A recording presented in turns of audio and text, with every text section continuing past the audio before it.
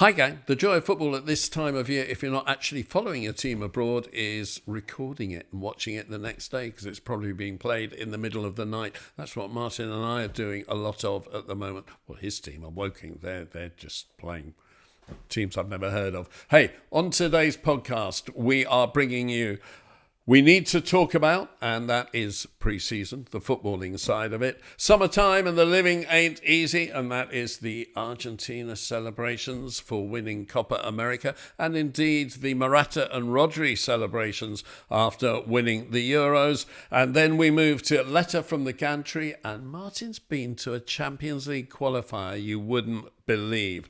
Moving on, it's three of the best, and we make it pay. Young player, old player, followed by Voice of Passion, and we're back to those pre-season tours and the arguments between the clubs and FIFA over the Club World Cup and FIFA's replies. And we finish with stoppage time. Anyone got a fish pie to throw on the pitch? Don't forget, you can go on Patreon and see what's happening there. And you can follow our written stuff on substack.com. You can get the links off my social media. And you can stay right where you are and listen to the whole podcast. The Joy of Football podcast. With me, Neil Barnett.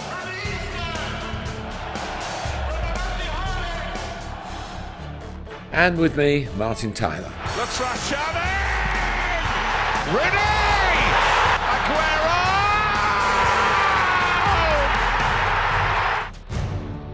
The Joy of Football. Hello, the Joy of Football podcast, the most important podcast of the next few months because, as everyone knows, it's pre-season, and if you don't have a good pre-season, you won't have a good campaign.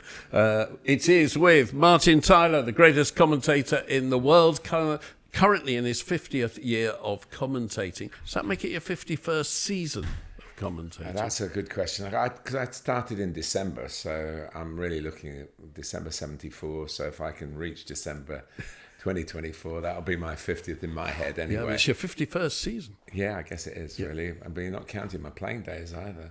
No. And from what you say about them... Nobody's counting my playing days. Don't worry about that. I was a supporter reporter. I made a career out of it. Let's not waste any time. Let's go straight into...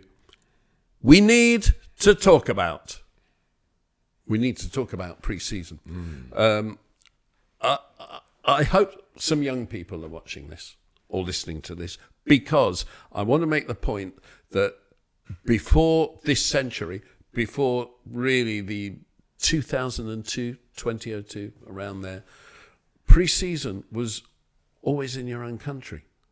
You did all your work in your own country. You maybe did a little tour like top flight clubs, Premier League clubs would do a tour of maybe Scandinavia or maybe Ireland, and that would be it. And you come back and you'd start your season, and it was completely different. It's only really since early in this century that clubs have started going to other parts of the globe. That's true, and Arsene Wenger was the one who rebelled against it the most when he was in charge of Arsenal, who had their own tournament and didn't want to travel, but in the end he had to bow to the financial pressures from the club, and he did. He recognised, he's a pragmatic man. Before we sort of talk about the geography of it, I'd just like to make a point about how different pre-season is compared to, and you've been around a long time, Neil, as I have, where players roll back in after 3 months of just letting their hair down. Getting hammered. Yes, and basically not worrying at all, and knowing that they were going to go through torture to get themselves back fit, anywhere near fit again to play top-level football. And that time off was regarded as part of the football calendar. It was part of the job. You were allowed to go off and enjoy yourself, and whichever way you chose to do it, you weren't going to come back anywhere near as fit as you were when you left. And when you went on the tours, even in pre-season, and had a night off, you went out and got hammered again. It was all part of the bonding. Yeah, it was. And the process was to get you from not being fit back to being fit. It's so different now, and I'm talking about all levels of the game. With the kind of money that's on offer, at the top level, of course, you'd be foolish to prejudice your contract situation by not coming back in reasonable shape, and you might lose your place in the team, or you might lose your contract at the club. So now, these very important, but from a playing point of view, I think very infuriating fitness guys give you a program to do. Yeah, all so through you summer. They might probably say, take 2 weeks off, let your body recover.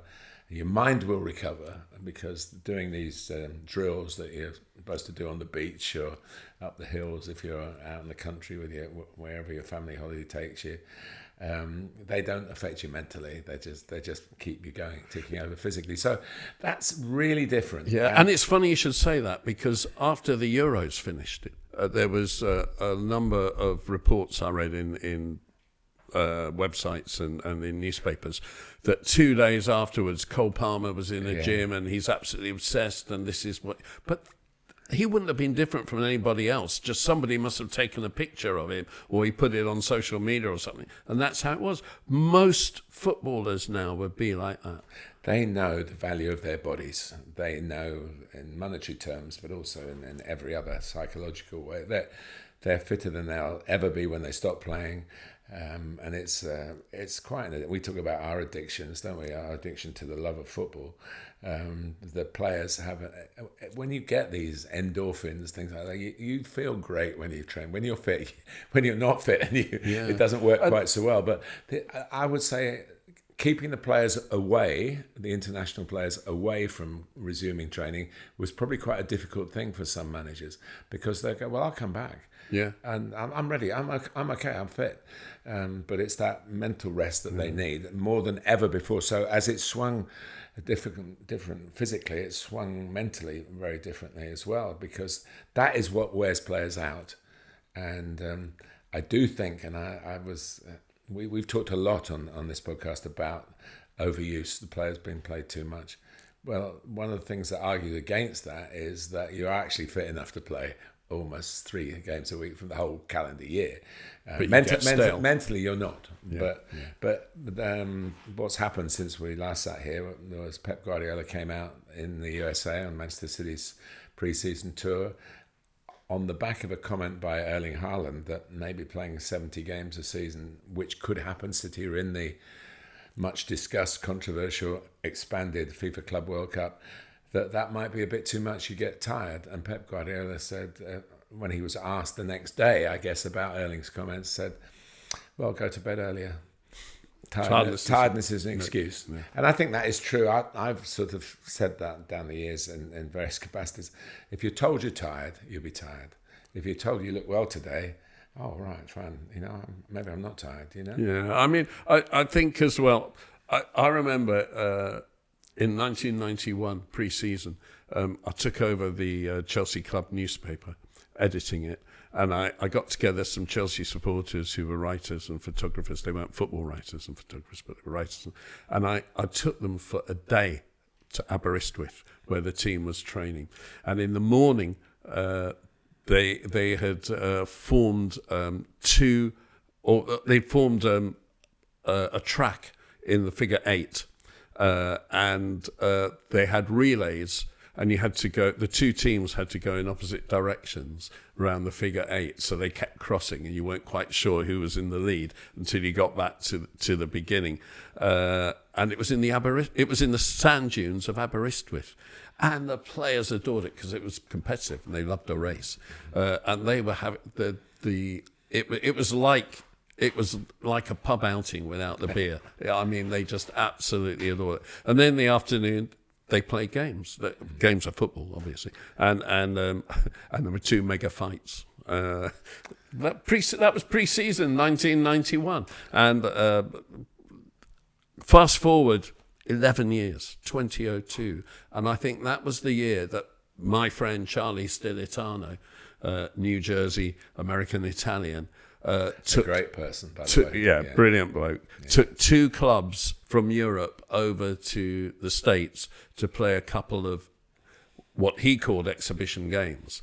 And down the years, he's changed his attitude to my attitude that pre-season is not exhibition games.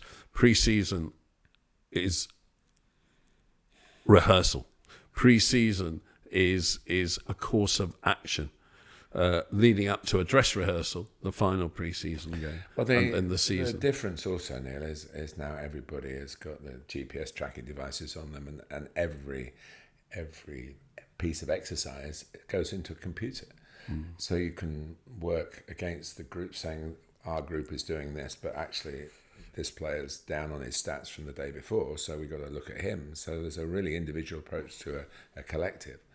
And that, I feel about we have touched upon this, but I feel about that playing too much should factor in the training. And this kind of training, it's not sweating out this summer's excess, is it? It's picking up where you left off and what you have been doing through the summer as well. So really, rest and recovery, I don't think is factored in enough.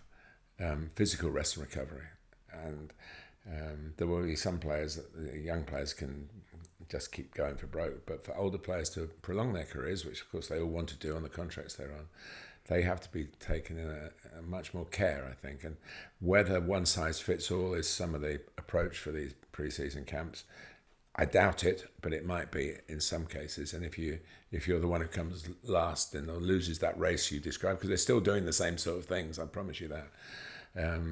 Whether that peer group pressure is there as well, I don't know. But they are, even on that. I remember this is years ago when I was at a little club called Kingstonian.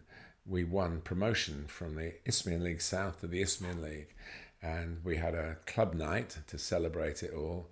And as coaches, we put some money behind the bar so they could do what they wanted. We weren't playing again. Pre-season was 6 weeks away or something like that. And they were drinking water. And we're going, you can have a drink. We're not. But no. I remember one player who'd been in the football league said, "No, I don't need that. I want to stay as I am." So the culture has changed, and the water is safer, I suppose, and more expensive for the bottled water. So it's a mixture of you're trying to make the point about the travelling, and it's a very valid point. That's later. Yeah. But the truth is that it may be. You're right. It's not exhibition. It's all part of a work in progress. It's a work in progress. Yeah, and that work starts, and it's very hard work. It is. And for Pep, who we mentioned about Erling, I also watched the game against Barcelona, and then he hit the dugout with frustration, bang, like that. Because I think it was Paul Guardiola who'd come into the centre as he's allowed to do, or he'd come forward, and he passed it straight out of play. And it did look, I have to say, even on the television, it did look a terrible pass, and Pep wasn't having it. Whereas the old pre-season, well, it's pre-season. Yeah. So. I just want to bring up two things before we leave this. In 2016, pre-season, Jose Mourinho, who had 2015, he'd just won the league at Chelsea. He hadn't got the transfers he wanted and was throwing his toys out the pram. Shock. Not Jose. Yeah, no. I mean, to be fair to him, if he had got the transfers he'd wanted, he'd still have thrown his toys out the pram. But Jose, we love you. But he had not had a good Champions League the season before. He'd gone out in the round of 16, whereas the year before he got to the semi-finals when he come back to Chelsea. And the reason that he felt it had gone a little bit wrong was that he hadn't used a lot of players because he didn't rate a lot of players, and therefore he had a small group and he felt they were exhausted.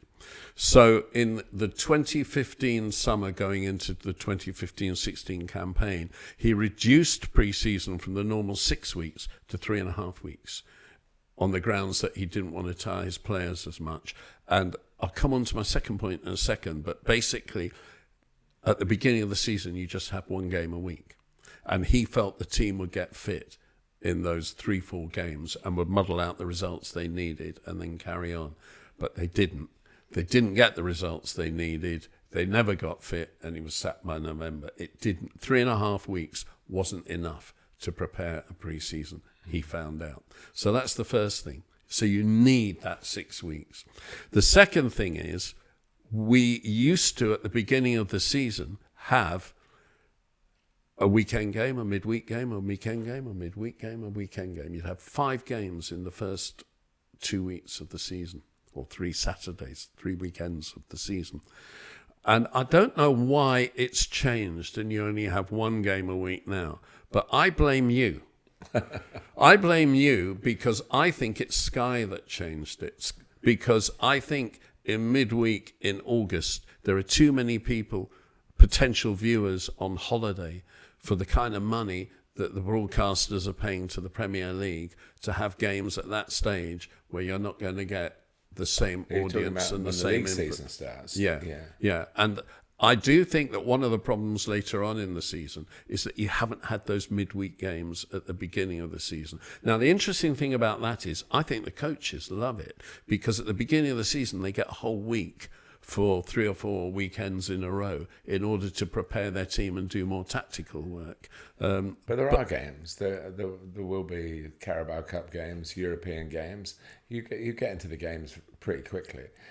I honestly don't think there's... I go back to when I first started commentating, I was very anxious to learn all aspects of the game. And Liverpool were the dominant force.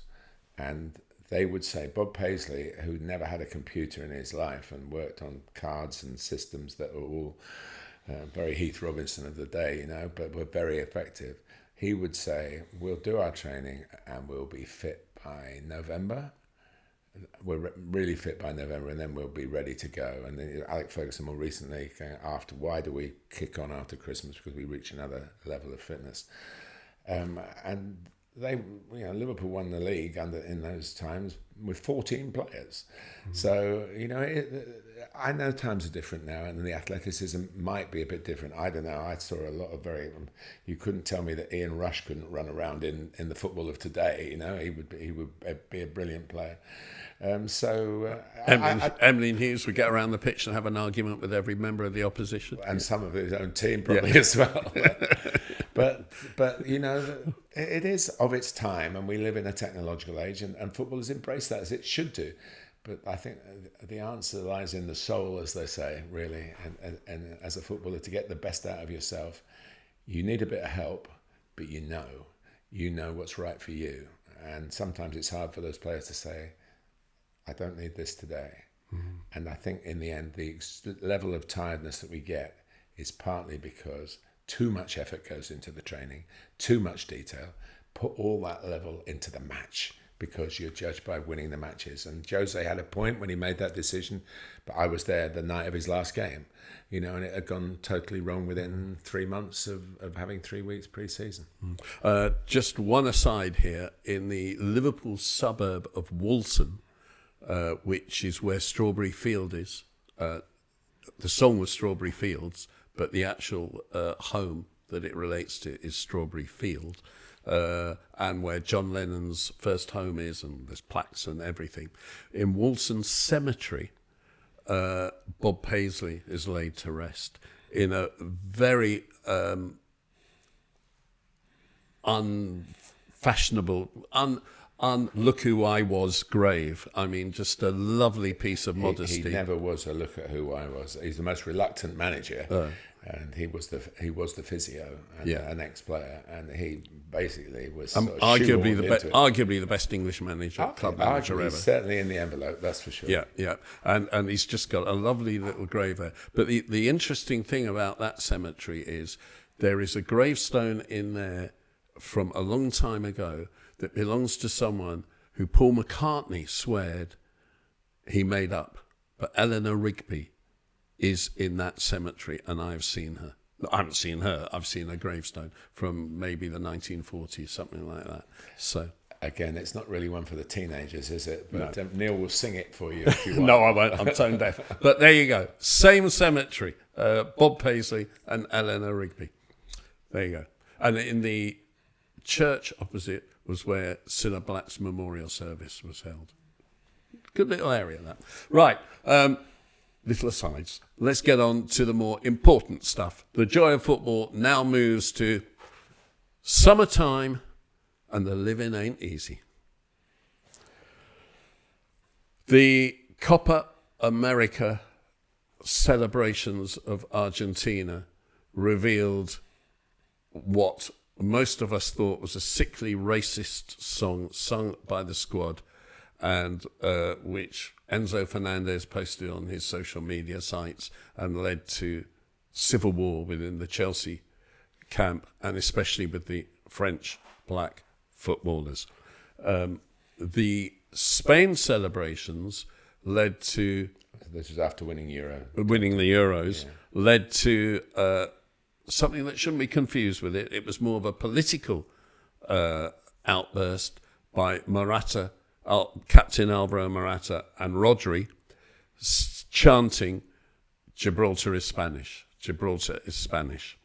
UEFA have charged Rodri and Moata with infringing the protocol of football, charged them with bringing the game into disrepute, basically, by bringing politics into it. The president and vice president of Argentina have come out in support of the song against the French.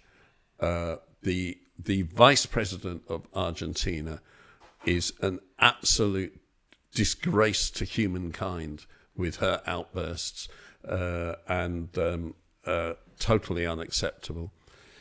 Fernandez apologised. The president of Argentina, before the Olympics, went and met the president of France to try and mend broken relations. But during the Olympics, the French public have booed every Argentine competitor, whatever sport. What's your reaction to the whole thing? Well, I totally understand the Spanish one, because it's whatever your political views are on that. There is a UEFA regulation that forbids, if you have a slogan on an undershirt, take your shirt off if you score a goal, and try to send a political message. It's the same sort of thing. They're entitled to their opinions, the two players, but they're not entitled to foist them on a stage where they're celebrating a football match, because UEFA don't allow it, and I think that's totally right that they don't allow it. I mean, we bang on about football and politics, sport and politics shouldn't mix, but we know they do. So you've got to have some controls, otherwise everything will be a political statement. The Enzo, I'm really at a loss to know where that should be taken, because those who apologise for him say it's a cultural thing. Argentina, we go back to Argentina and Uruguay with Luis Suarez, very similar mentalities on this particular subject. Well, you've got to understand it's different. We're allowed to do these sort of things in our own country. I would be very surprised that, although he's a young man, that he didn't have some awareness of what he was doing. But where it's done, and my view on it is, what is football going to do about it? An apology isn't enough in other walks of life to allow you to say, oh, well, let's not sweep it under the carpet, but own up to it. I shouldn't have done it. But in other walks of life, you're not dealing with somebody who's worth £120 million to a football club. So for me, as somebody who has a certain sympathy for young footballers and the fact that they're not coached in life skills and political history or whatever like they should be, I would expect at least an awareness course to be absolutely at the top of the list of what happens after this. I think in the end, the Chelsea players' reaction, I felt a bit sorry for Reece James, who was put in as the captain of the club, was asked to talk about it. Very, very difficult for a diplomat to talk about it, and I'm finding it difficult to talk about it now, because I know there'll be people as we were horrified by it when it happened, but to try and find some explanation. There are no excuses, but there are some explanations which might fall in Enzo's favour to see where we go forward. It's been in England long enough, I think, not to be, oh well, I didn't understand it, and I know it's a French thing, but he's known, and we're talking about this because he plays for an English club, and other players are involved we're not talking about, but he was the one who posted it, and I mean, social media is a force for good in some ways, but it's a force for disaster in these kind of ways. I think it's worth just mentioning Alexis McAllister wasn't seen on the tape of it and came out and said, maybe you do have to show more understanding, but it wasn't meant in a bad way. But he seemed to have embraced the European culture. He's a more mature person, and I think Lionel Messi should have. He was told, and it was regarded as an insult for him to have to say anything about it. He wasn't anywhere near it, but I think as a man of stature and responsibility and a football god, really, had he come out and said, "Look, we don't like this. This will never happen again," but it was beyond the pale. I mean, Wales and England had a similar issue in 2016, and it wasn't so much, it was nationalist, but Wales was celebrating and they got further than England in the tournament. England got knocked out, if you remember, and that caused a bit of a furore. And I think the players were all wiser when they realised what damage they'd done publicly to the game. But this is, I wait with great interest. I wouldn't want to be. I haven't got the wisdom of Solomon. I don't know what the best course is. I don't know Enzo personally. I haven't spoken to any of the French players about how they felt about it. I can imagine it's a difficult one to heal from within. Yeah, but that's where it has to start. But there has to be something done. It can't just be.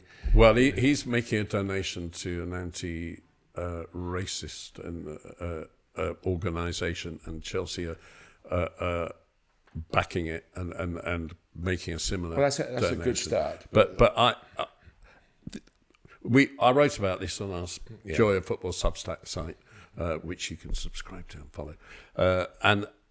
And I said this, and this is, I just feel that we know that clubs treat players as assets. I don't think that's new. And I can remember being shocked decades ago when a player went into an office and agreed a first major contract, where not their first professional contract, probably their second one, where they were beginning to make a name for themselves, and they got their first major contract, that they weren't then shepherded into an office next door to meet the financial advisor who would say, let's start planning your life.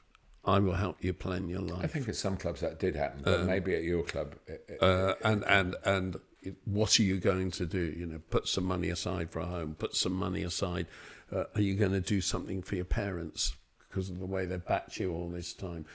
Put something aside for your family. Start a pension scheme. And go out and get a new car, but don't get the best on the market because you're just throwing money away. Treat yourself, but plan for your future, because if your future is good, you get your next contract and your next contract, and if it's not, you've got something in place. And that didn't happen. So the agents had a free field to come in and clean up. And there were a lot of bad agents. And now they take so much money out of football. But that was the birth of it, that the clubs never looked after the players in that way. Now we've gone global, and they bring these players in from a country in Argentina. Where, let me just quote you the vice president after the song got so much disdain in Europe. Victoria Valero. This is obviously a translation.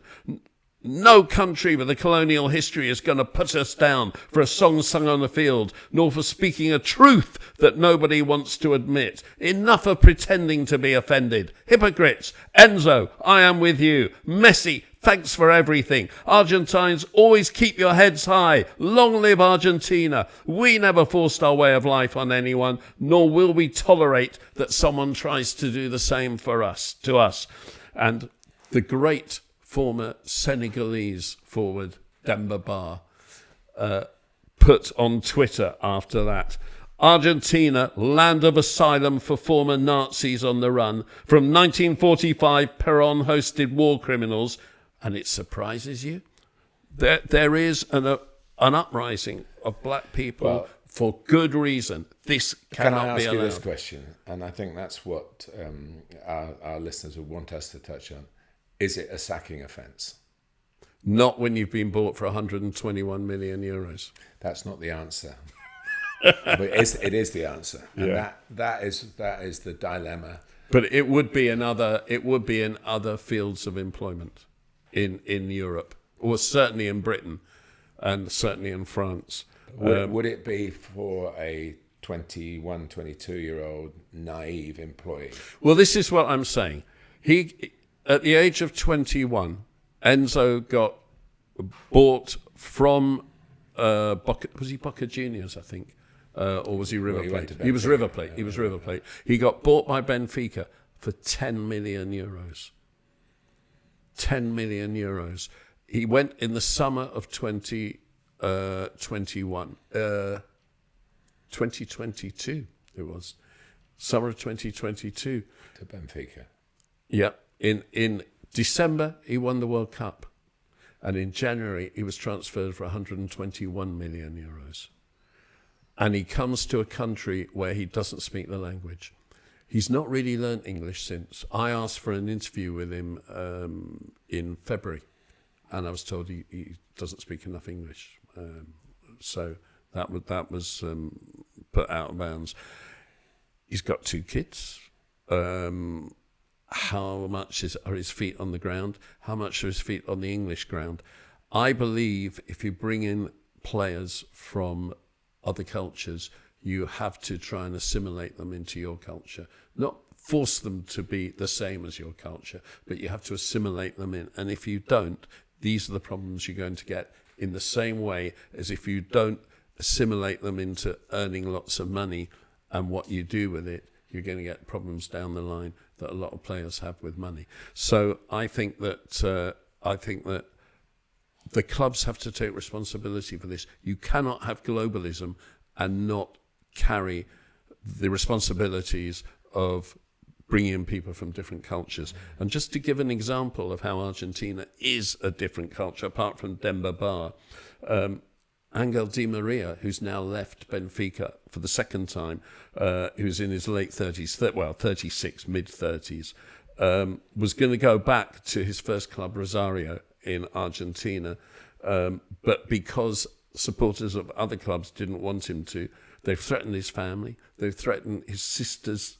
There was a threat at this is a quote, there was a threat at my sister's business, a box with a pig's head and a bullet in the forehead, and a note that said, if I returned to Central, that's Rosario, the next head was that of my daughter, Pia. So he's not gone back to his former club.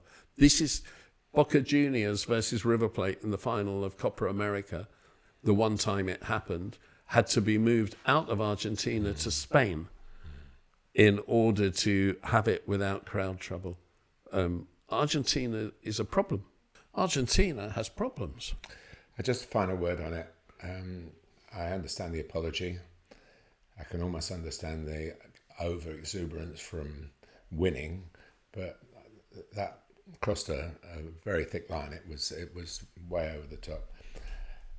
I understand the donation, a good thing, but the point I made earlier about going to an awareness course, where you've got to put yourself out. You can write a cheque and feel better about it because you're putting it to a very worthy cause and you've caused pain in that cause. But put yourself out, go on an awareness course and show that you really understand why on this side of the world we're not having it. Still to come, 3 of the best, Voice of Passion, and if we've got time, Stoppage time. But right now it is Martin Tyler's Letter from the Gantry. Letter from the Gantry. Well, I'm going to start by saying I'm not really proud about this story I'm about to bring to you, but I want to share it with you. It does fit into what Neil calls an addiction, and what, as an addict, I refer to as the joy of football. Last week, I was away for a holiday break break, remember, a holiday break with my partner. A cruise around the Greek islands. She loves the area and the mode of transport. For those of you who haven't sampled this kind of holiday, a quick word of explanation. The ship's itinerary is usually to stop off at a touristic destination in the daytime and then sail on to the next port of call during the night. So you can go onshore to take a trip or roam around the area from, say, 8 in the morning after docking until roughly 7 in the evening for the departure. You have to be back on board for the sail away, as they call it, or you literally miss the boat. On our cruise, there was one exception, a full night stopover in Thessaloniki, the second biggest city in Greece. We cruisers could stay out late without any disastrous consequences. Well, in checking the football results the day before, as we all do when we're away, a guilty pleasure perhaps, I noticed that PAOK, one of 2 top division clubs in Thessaloniki, the other is Aris, were playing at home on that very night. And not just any old July fixture, but in the Champions League no less, the second qualifying round first leg, and it was a game of champions, PAOK, the Greek title winners, against Borac Banja Luka, who had topped the league in Bosnia-Herzegovina. Now I know I should have resisted the considerable temptation, but too much of a coincidence, too good a chance to miss. We could even see the lure of the floodlight pylons as the cruise ship came into the harbour. Now Debbie is a good sport, but she deserves better than me. My pitch to her for this unscheduled evening was, another Greek experience? The football should be good.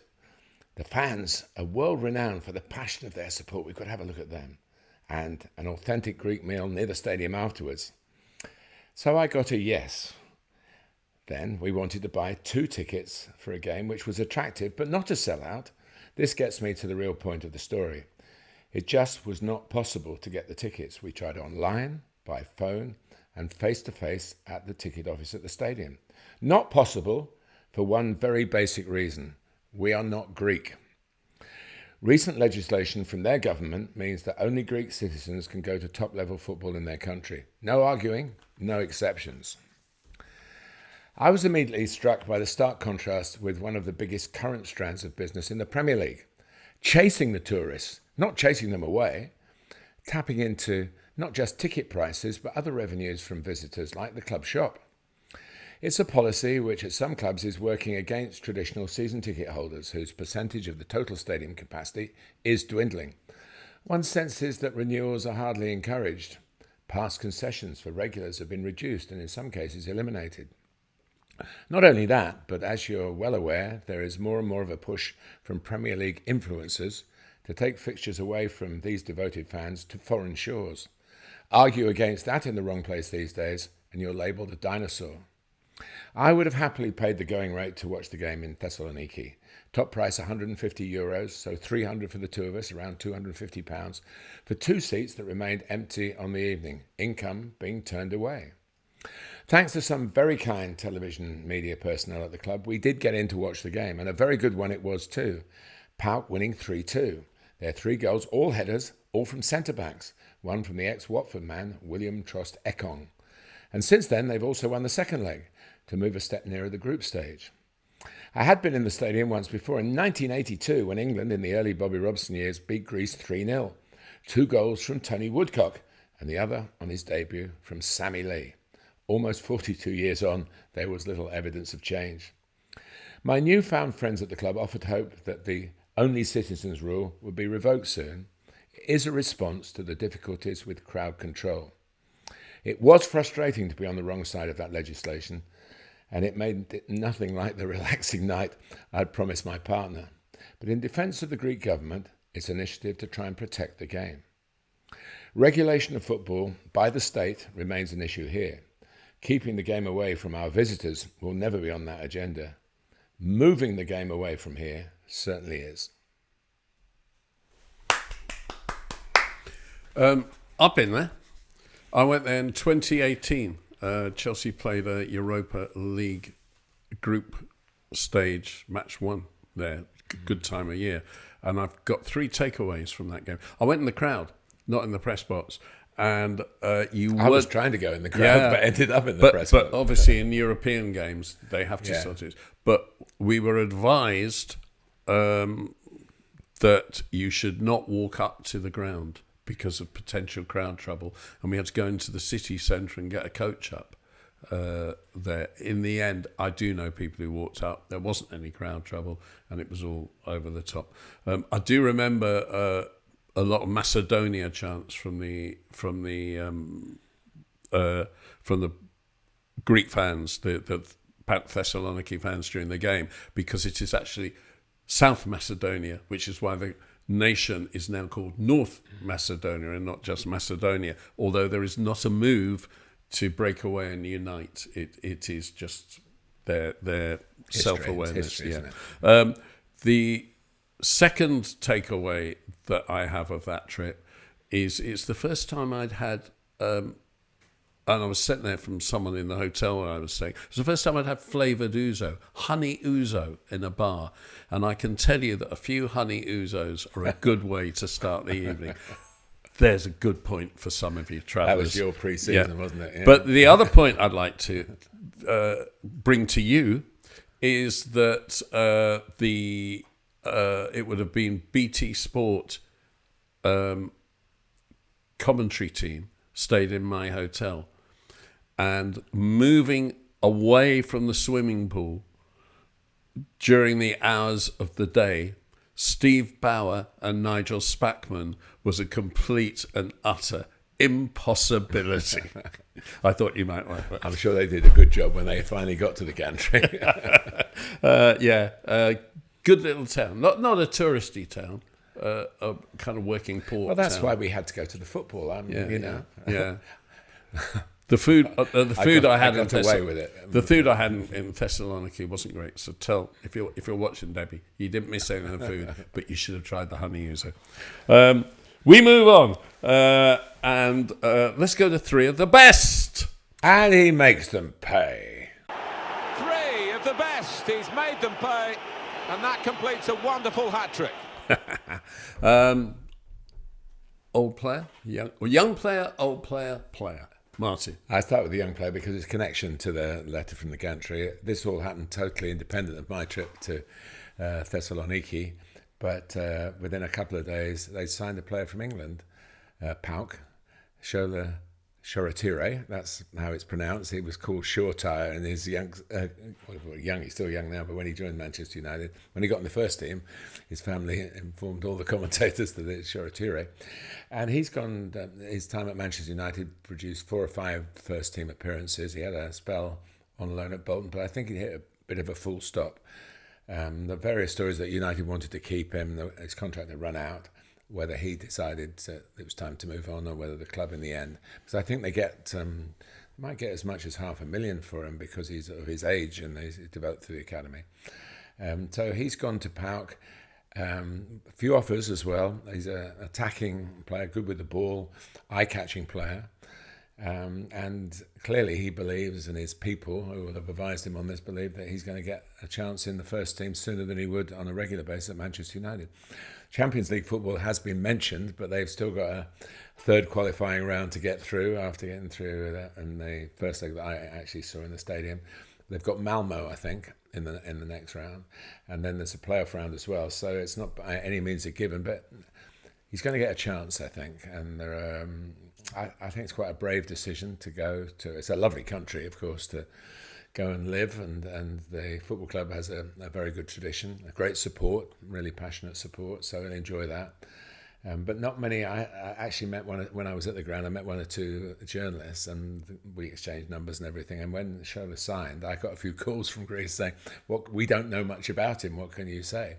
But I did mention the parallel with Angel Gomez, who left Manchester United in similar circumstances a few years ago. He didn't go directly to Lille, but he's at Lille now, and he's doing really well, with suggestion that other Premier League clubs might bring him back, because he is an angel, not an angel, although he's got obviously foreign background. He's an English lad. So I wish Shola well, and I think I've got quite a Manchester base to this 3 of the best this time, so I don't need to apologise for that, but that's... well, I saw him play a couple of games, under 21s, under 23s, whatever it was then, for Manchester United against Chelsea. and he looked a player, but he was a goal scorer, and he made the difference. And he doesn't look, he looks more of a further back player, a creative rather than a finisher. I think he's got one senior goal when he was on loan at Bolton, and obviously very few minutes in those 5 appearances for Manchester United. But no, these things happen. Decisions have to be made. Whether it was made for him, and we'll probably find out in the fullness of time. But good luck to him. I've got 2 players, young players, both Manchester City. Jeremy Doku and Savio. They've signed Savio from Girona for some, I think it was about 20 million euros. He's 20 years old. He had a very good season last season. He won the league. He came second in the league. And, of course, Girona got to the Champions League for the first time. But he plays the same position as Doku, who was signed aged 21 last summer.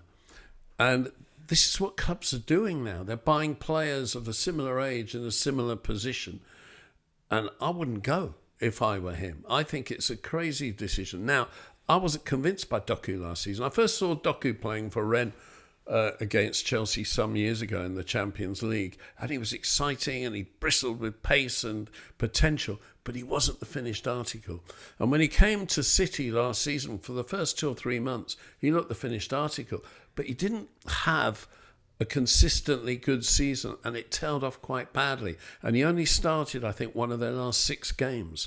And that was, funnily enough, the final league game of the season, which they had to win the league, because I think it went to did it go to the last game of the season? He made a real contribution. It was the Tottenham game, really, that pretty much ensured they were going to win the league. Yes. He came on and did very well as a substitute, and he was involved in the cup final, which of course he scored. But he was a substitute. They lost. Yeah. But his stats, you and I have had a little bit of an off-air discussion about this, because I think he's a very promising player still, and he's a really exciting player to commentate on.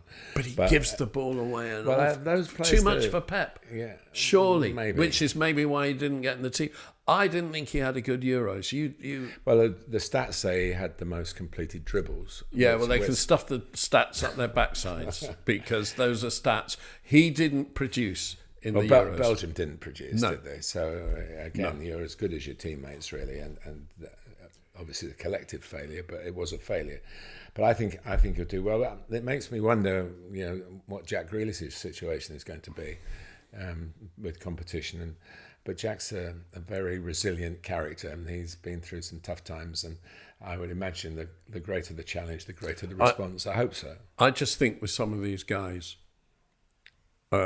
sometimes the grass isn't always greener on the other side. And I think in the case of Savio, if you're not going to play, mate, don't go. Because if you stick at Girona, you're going to play Champions League football. And he's not at Manchester City? If he gets in the team, he will. But only if he gets in the team. But I mean, if you just look, even if Pep goes with the 4-1-4-1 rather than the 4-2-3-1, and he finished the season 4-2-3-1 with Kovacic next to Rodri. If he goes with the 4-1-4-1, you've still got to displace Foden, Silva, De Bruyne, Alvarez, Haaland. No, what you're going to have to do is deal with 20 minutes here and 25 minutes there. And that's one thing about your policy, and I believe in it, you should want to play. And like Shoretiri is hoping that he's gone to play as opposed to being yet another promising player in the development squad. But now with 16 players allowed, you're gonna be satisfied if you're brought up now in the way the game is, and these young players are. Where's the desire to play 90 minutes anymore? When I played, there was one sub, and if you got taken off, you were like it was a disaster because you were the worst. But now people go into a professional dressing room not expecting to play 90 minutes. So I think we have to look at that in a different way. And if he contributes, and there are some obviously startling effects of substitutes, as Ollie Watkins proved for England in the Euros. You can come on and be a hero, and you go away. What you do go away is you don't feel like you've played. You don't feel, your body doesn't tell you that you've given 90 minutes of graft, and that's something you have to get used to. The new trend of managers is not to call them starting 11 and substitutes, is it? Starters and finishers. And instead of like old commentators like me saying starts and appearances and starts and subs, it's minutes now. And that's what the fitness guys look at, how many minutes, and the facts that have come out about people like Rodri played a lot of games. It's the minutes they tell you, and you're thinking, well, how many games am I dividing that up into? You know, and hang on a minute. Well, let's go a bit further. How many of the minutes were high pressure minutes? You know, how many? If you're 3-0 up and you play the last 25 minutes and just give it and get it and give it and get it and don't break a stride, that shouldn't count the same. So if we're going to evaluate everything, evaluate the quality of the minutes that you play. How much is at full tilt and how much is in cruise control? Old player.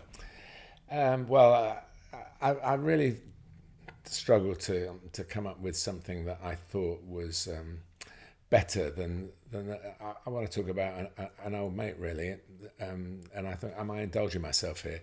Steve McLaren, who's just left Manchester United, and a very understated departure, but we know there are a lot of departures from Manchester United as the new broom is sweeping clean.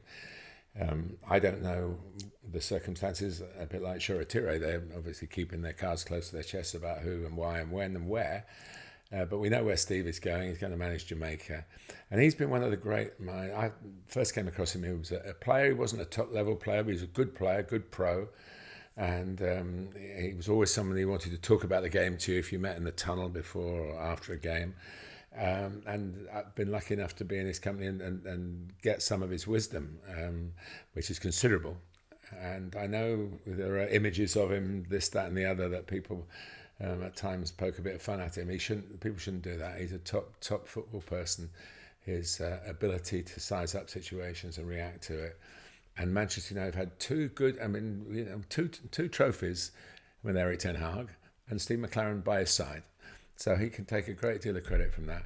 And I wish him well. He was the assistant to Fergie when they won the treble. Of course, yeah. And he'd been so to go back. And I think that's why the leaving... I can't imagine it's totally his own decision, but he's seen an opportunity. I'm sure the lifestyle will be very nice, but he's not like that. He's not somebody who's going to go, oh, well, I'm going to sit on the beach and everything. He'll go and make Jamaica the very best that they can be made. But most Jamaican internationals play over in Europe anyway. Yes, but they MLS, and they do play internationals over here, don't they? But he'll although he's not in the first flush of youth, he's got that enthusiasm still, and I think he's a great signing for Jamaica. And they've said all the right things about him, but that's not hype from a press release. That's absolutely true. So, wherever he's gone, and I know the England time was a difficult time, and he's not the only England manager who've had a difficult time. All of which makes what Gareth Southgate did more recognisable than it's been recognised for.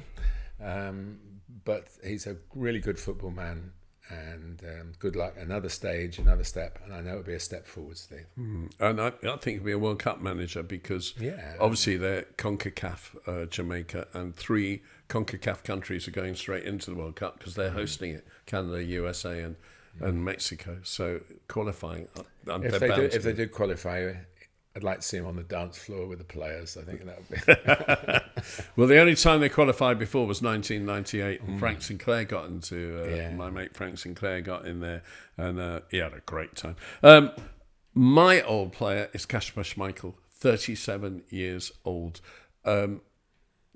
He has joined Celtic and will take the place of Joe Hart, who's retired. He obviously started at Manchester City, but his great success was at Leicester. I do believe that when he left Leicester, that was one of the major reasons that they went completely into superfool and got relegated. He went to Nice and things didn't turn out well, and he got kicked out of Nice, and he's finished up at Celtic. Celtic played Chelsea in a pre-season game. He was absolutely outstanding. Absolutely brilliant. All the old reflexes. I thought his Euros were okay.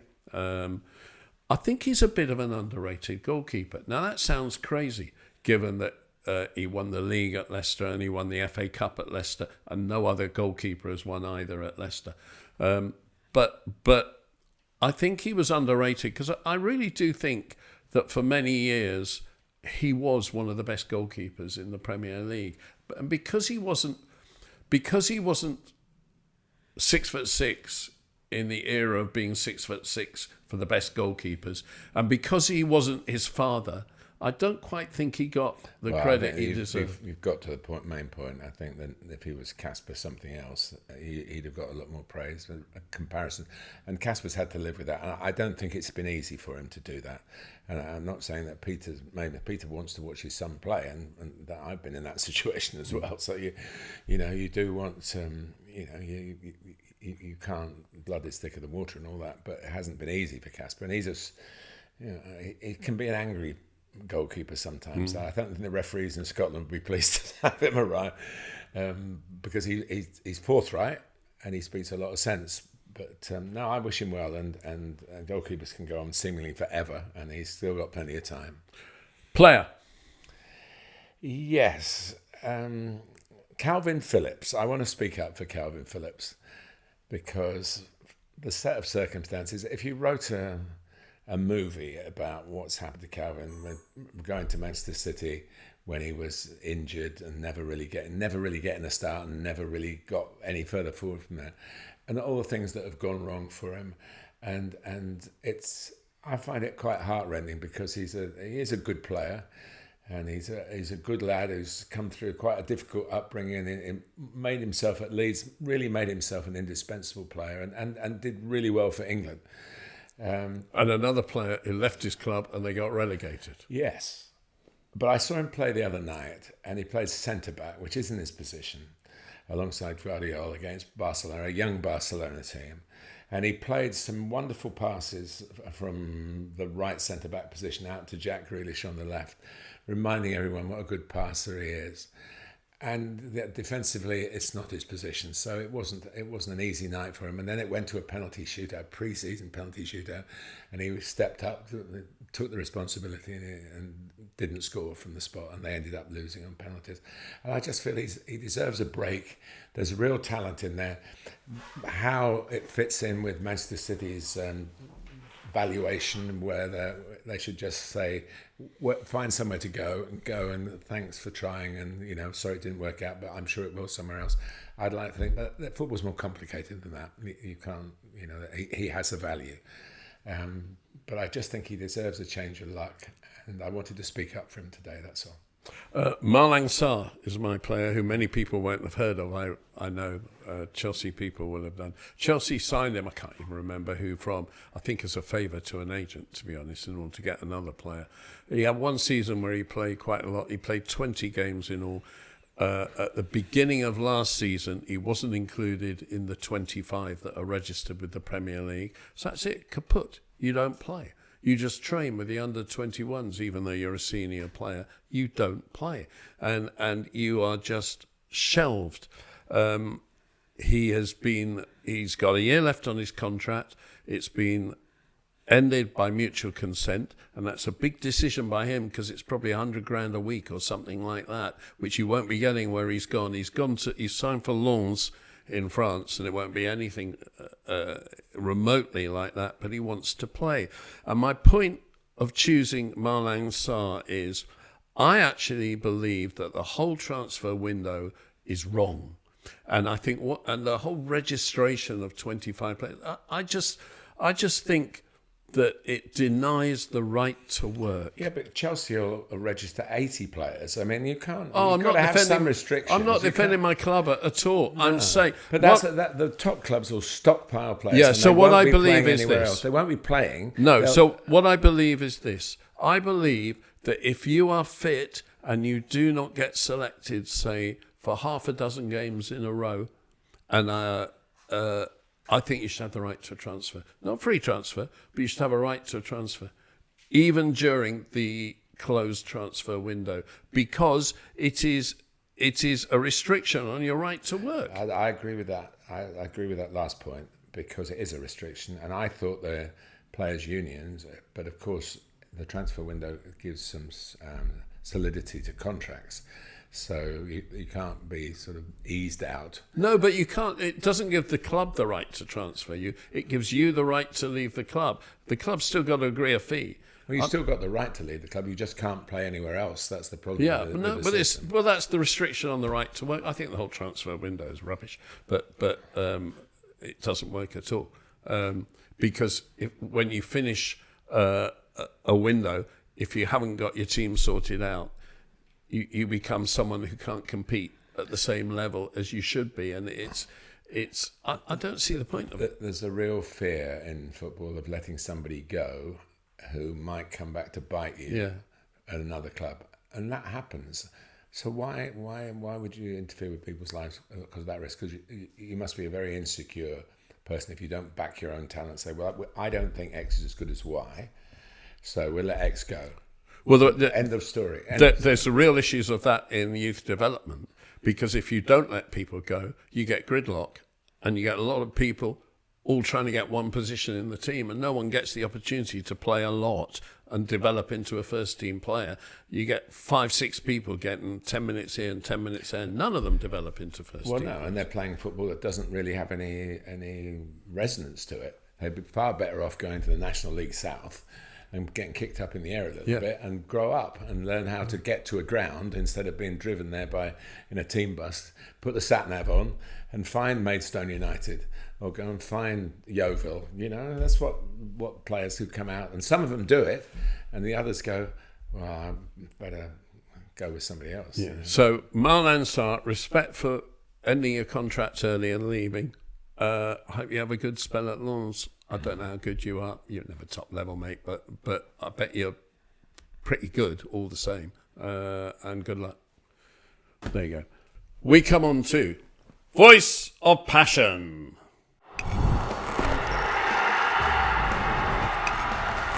Voice of Passion. Which might be followed by the Voice of Reason from Martin. My Voice of Passion brings us back to the beginning where we talked about pre-season. And, of course, in the last few weeks, several organisations have taken it upon themselves, quite rightly, I think, to really take FIFA to task over this Club World Cup that has been organised without talking to the clubs. So the Premier League, FIFPro, the Global Players Union, which is a conglomeration of all the individual unions in different countries, and a number of European leagues, the European leagues, which is an organisation representing 39 leagues, 1,130 clubs, 33 countries, are taking FIFA to court and saying that they're not taking into account the needs of the players. FIFA have responded, not in a legal sense, but in a publicity sense, saying this is absolute hypocrisy and pointing out that pre-season is now a commercial exercise in raising a lot of money. Now, a league table has been published of the most air miles being used by Premier League clubs this summer. Now, it's slightly skewed, slightly, isn't it? It's skewed by the Newcastle going and Spurs going to Australia. Yeah, they went post-season. So Tottenham and Newcastle are first and second because it includes the Australian trip. So Tottenham 33,500 miles. Newcastle 32,500. Tottenham are out in South Korea. Japan. Japan. And South Korea. Newcastle are out in Japan. Yeah. Manchester United and Chelsea are in USA, are third and fourth with just between 12 and 13,000 miles. Brighton are fifth. Arsenal sixth. Aston Villa seventh. And even Bournemouth and Wolves have got 10,000 miles between them. I'm going to use my club again as an example because it's what I know. Chelsea's pre-season was training at the training ground. They flew out to California, a 12-hour trip on a Monday afternoon, evening, to an 8-hour time difference, arrived in the early hours of Tuesday. Tuesday morning, they went for a walk and did a swimming pool session to freshen up. In the afternoon, they trained. The following evening at 7 p.m. Pacific time, which was 3 a.m. the following morning over here in the UK, they played Wrexham. And people were surprised when they only drew 2-2. I thought they did quite well, quite frankly, because the jet lag must have been awful. They had a down day the following day on the Thursday. On the Friday morning, they trained. In the afternoon, they flew 5.5 hours to Indiana, which is a 3-hour time difference back. And the next day, the Saturday, at 4 p.m. in the afternoon, 9 p.m. in the UK, they played Celtic and lost 4-1. Their body clocks wouldn't have known where they were. And I know I've seen you do it going to games in different time zones where you try and keep on English time in order to come back. I don't think it's possible. I just do not think it's possible. But then I eat and drink more than you do. But the point I'm making is these are commercial tours now. They're not pre-season fitness tours. And I went on the early Chelsea tours in America, and they were pre-season tours. The first one was over 2 weeks, only 3 games played. So you had 3 or 4 days settling. It was in Seattle, 3 or 4 days settling in Seattle. And then, you had the time change going to Pittsburgh. But you have 5 days between the first game and the second game. It was all acclimatization. You weren't sleepless in Seattle then? I probably was. If you've never been to Seattle, the fish markets down on the seafront, absolutely magnificent food. Seattle. But Pittsburgh, and then I went on 2 pre-season tours to LA, where the team stayed in the Beverly Hills Hotel. I didn't. I was put up somewhere grotty, but down near Sunset Strip. But the team stayed in the Beverly Hills Hotel, trained at UCLA, which is where Manchester United are, I think, this summer. And by the way, best facilities for training in the world. You're there for 2 weeks. It's a proper pre-season. It's acclimatization, a proper pre-season. You play all your games in Pacific time. You're not changing your time zone. That's a proper pre-season. But now you're jetting around. You're playing in different areas. You're playing against different clubs, and you're selling your wares. I think FIFA have got a point, and I'm uncomfortable with it. It goes back to Pep Guardiola's point about if you're tired, go to bed earlier. And that shows the intensity of a man who really wants to win the FIFA Club World Cup because Manchester City are in it. And I thought that was an early indicator. And he takes every tournament seriously. That's why he's got such a... Well, he keeps winning the League Cup. Yeah, well, and why not, you know? Why would you not try and win everything that you go into, really? I'm always amazed that people prioritise it. And maybe there are sometimes reasons for it, but do you ever go on to a football pitch not wanting to win the game? I wouldn't have thought so. But where you are with it, Neil, is it's the voice of passion, but I think it's the voice of reason as well. In the last podcast we did here, I talked about the one thing that should go, is this. But I don't have to balance the books for the Premier League clubs. I don't have to write the checks to get the best players because the fans expect me to sign the best players. So I have to get the money from somewhere. And we're talking big money. Where I am a bit confused about the USA is I'm not sure that it's a very niche market, I think, for the actual matches. And I would have thought that if you've got 2 weeks training in LA, you've got to pay for that, haven't you? I wouldn't have thought it's a given to you. Someone's got to pay for it. But I think it could go, and that's the one argument that FIFA have got. And in the end, we'll see. It's the irresistible force and the immovable object, isn't it? And then when you look at the reports on the game and see the crowd in those pre-season games, and then look at the pictures from the game and see the crowd, you'll know it ain't what it says. I know that, believe you me. It is being used as a lever to get Premier League games moved to the United States. There's no question about that. So I think that in itself is something that deserves to be analysed to see actually what those figures are. Because, of course, you'll fill a stadium. But are you changing the culture? I first went to the USA in 1974 and watched the old NASL. I know that the game is much better run than it was then, and but the throughput of players coming through to the top level, the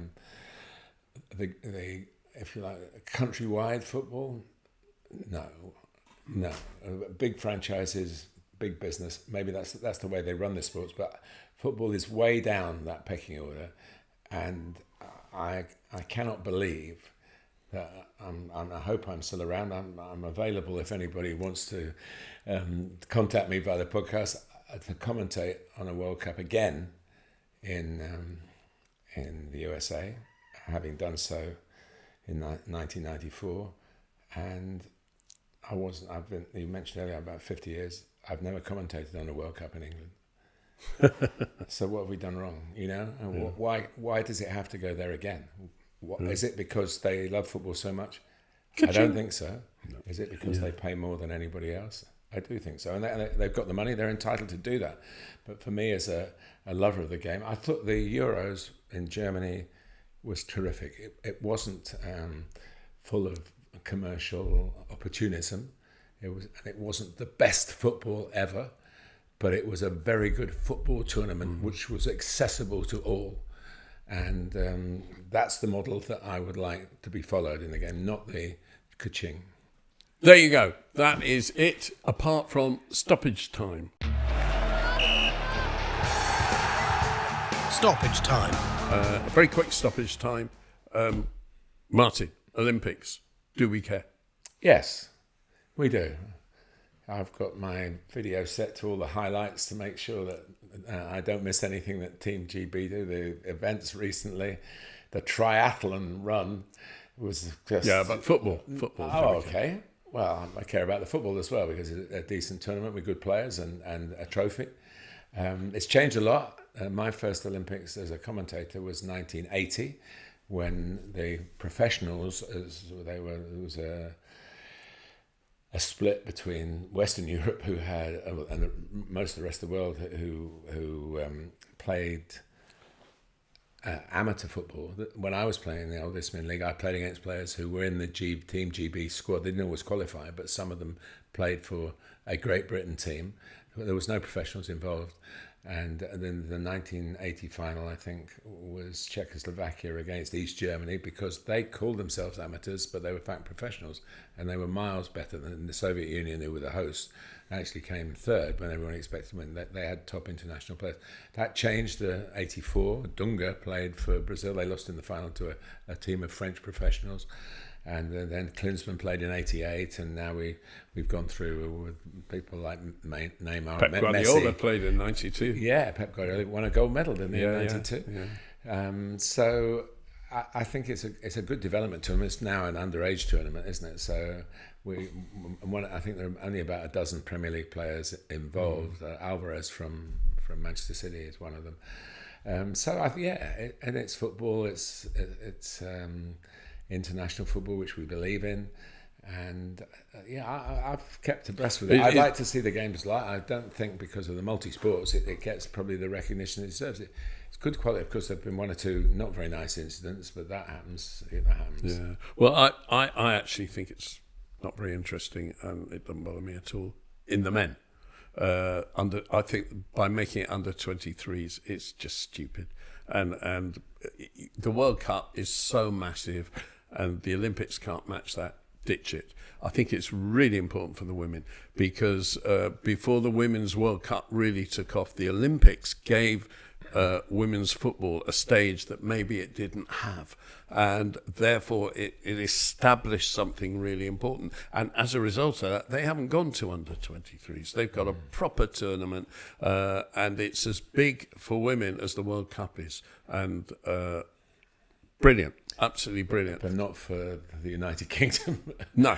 Well, because we don't have a Great Britain Well, that's team. right. And I get it. I mean, when this all happened, when UEFA and FIFA were all invented, and the UK stuck out for Wales, England, Scotland. Yeah, Northern because Ireland. the councillors on the different FAs who get all the perks don't want to lose their perks by going to Great Britain team. Well, that's the tiny part of it. The tiny part is that we've always had the competition within the countries, And although we don't have it as often now, it's still, I was brought up, England v Scotland was the big rivalry that I was brought up in. And I can understand the risk is if you become GB that in the end FIFA will say, sorry, that's it, you're going to play in the Euros as GB, you're going to play in the World Cup as GB. And it will be like Then we might win it. Well, we might have the problems that, say, countries like Belgium have had when you've got the different languages. You've got Real Madrid and Barcelona. We haven't got different languages. Not happy. They don't. In Belgium, they have different languages. No, we don't. Well, have you been to Glasgow recently? No, I've got a lot of friends in Scotland. I withdraw that remark. But you know what I'm saying? It's a different culture. The Scots don't want to play in a tournament with the English. Otherwise, it would have happened. Well, I felt very strongly after Brexit that Scotland didn't vote for Brexit and had an absolute right, therefore, to independence. Northern Ireland didn't vote for Brexit and had an absolute right to independence. England and Wales both voted for Brexit. And I thought, well, let the other two go. And if England and Wales join up, we could have Gareth Bale. I must introduce you to Nigel Farage. Oh, not likely. I'd kill him. I would kill him.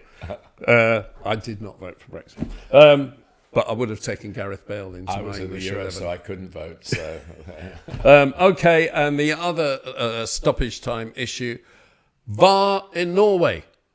A game was suspended and then abandoned because at first they threw fish pies on the pitch, and then when it restarted, they threw tennis balls on the pitch.